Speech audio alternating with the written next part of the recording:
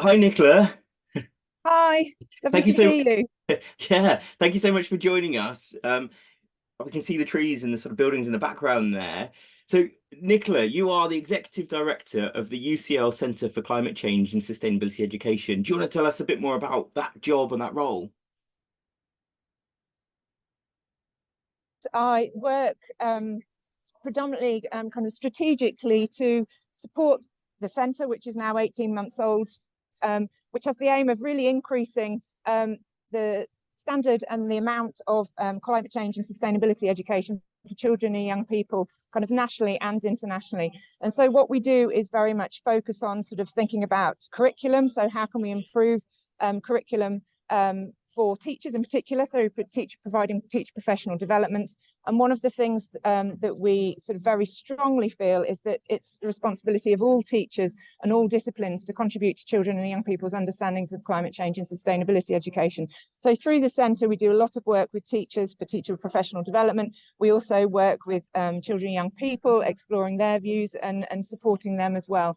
And I guess the final thing that we look at and sort of links into what I'm doing out here is consultancy work. So we work nationally and internationally with organisations, NGOs, to support their work around teacher professional development and climate change education more broadly in context. So, what's it like being out at COP? How long have you been there, and when are you coming back?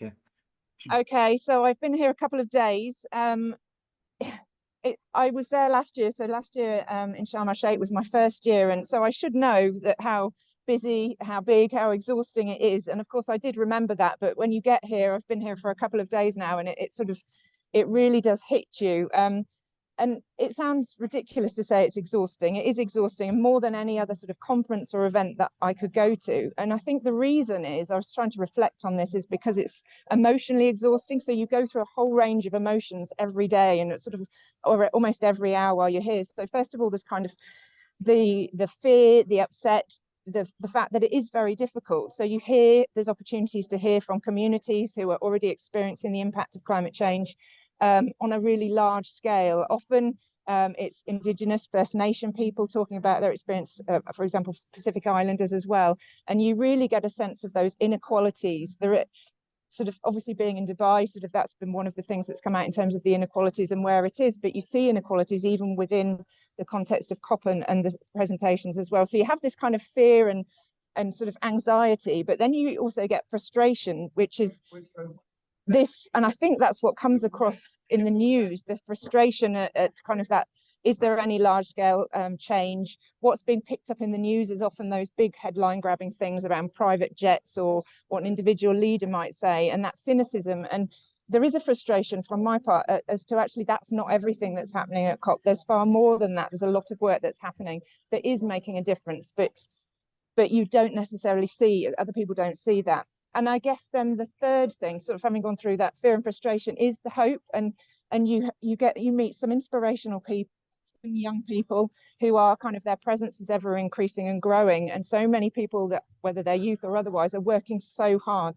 to solve climate change more broadly, solve those inequalities, address education in my perspective. And so you kind of, and it's not just sort of one transition through emotions, it's kind of a yo-yoing through those every day in a very busy day. So it is exhausting, but absolutely a privilege to be here. Wow. Well, yeah, thank you for those reflections. So, in particular, then, what is it you've been doing? Are there any sort of particular workshops that you've either kind of been involved with or seen? Yeah, so obviously kind of the main reason I'm here is because I strongly believe in the importance of climate change and sustainability education as being absolutely key to all the work that we should be thinking out through sort of the Conference of Parties, through COPs. And there's a lot of talk of damage and loss and health and carbon targets. And of course, they are all absolutely important.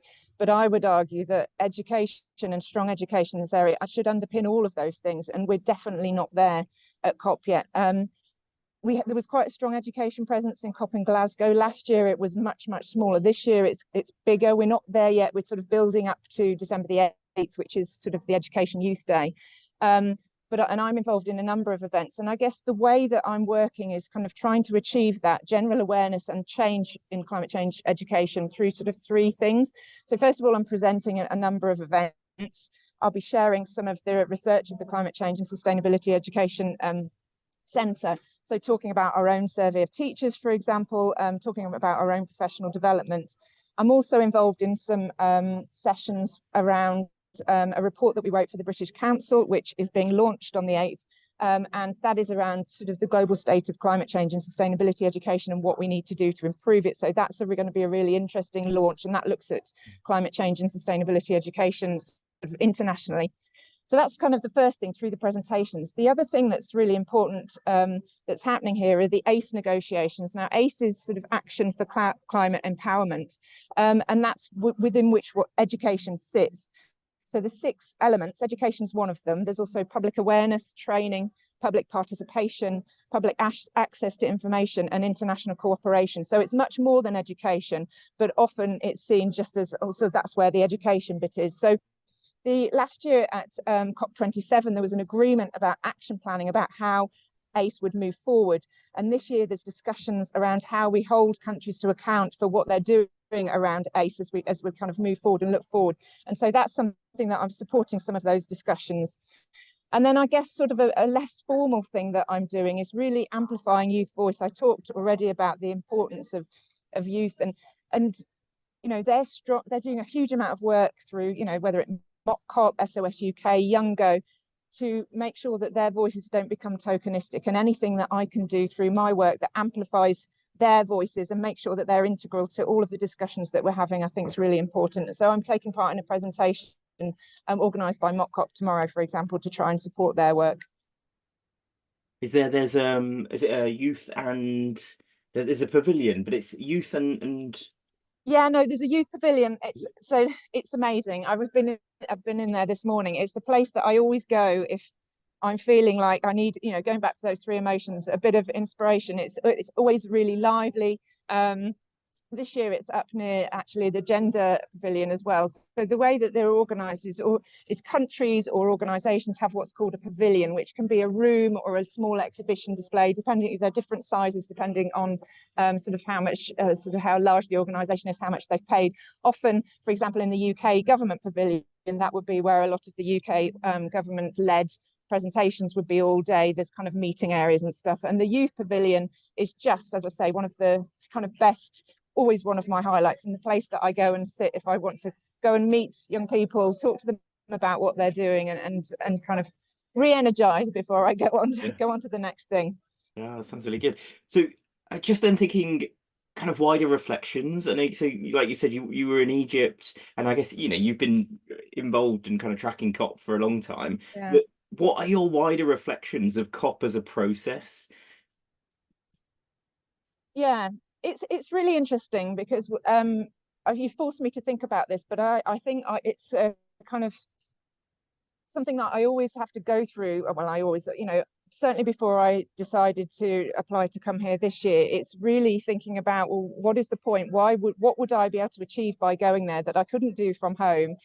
Will I be really doing things that are going to tangibly make a difference? And for me, that's a really important reflection.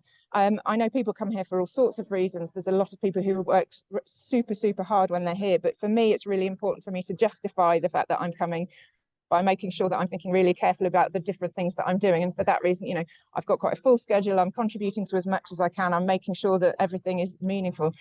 I mean, there's a lot of negative press about COP. It's very difficult when you're here actually to kind of get a sense of what's going on in the media a little bit, because you feel quite removed. But as I mentioned earlier, you do pick up the negativity, the kind of doom and gloom, the sort of what's the point of it, you know, the idea of it all being greenwashing. And I absolutely accept that.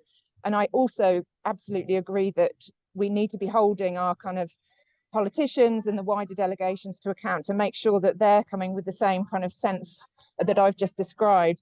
But I think that it's really important to remember that actually in lots of the meeting rooms, the bits that you don't hear, hopefully you can hear, it's a bit noisy here, but in the things that you don't necessarily see because they're not interested to be reported, there are so many really committed individuals working absolutely tireless, often really into the night, to work together to affect change. And you do see pockets of that. And it is that change is happening at sometimes really small levels, but they are small steps that are contributing to a bigger picture. So COP isn't perfect, definitely not, but it does get climate change into the news for whatever reason. People, often my family members start talking to me about it when obviously, that's a big part of my job, and they wouldn't talk about it any other time. So if that's kind of amplified, then it's getting people talking about it, it's getting it into the news, and it is making a difference. It's being reviewed, I think, because it's getting quite big, out of hand. I'm not quite sure what the alternatives would be, but I certainly think that it's better to have it than not to have it. It is making more of a difference by having it than if we had nothing at all. So yeah, that's what I think. But as I say, I do reflect really carefully on why I'm here, and I feel it is a privilege to be here, and I need to make a difference for being here. Yeah, well, it sounds like it, all of the things you're talking about. Well, just then to finish, is there anything you think that educators in the UK could kind of focus on? I guess you've already said about this joint report with the British Council that's going to come out on the 8th. But is there anything else in terms of like words of advice or things to look out for teachers?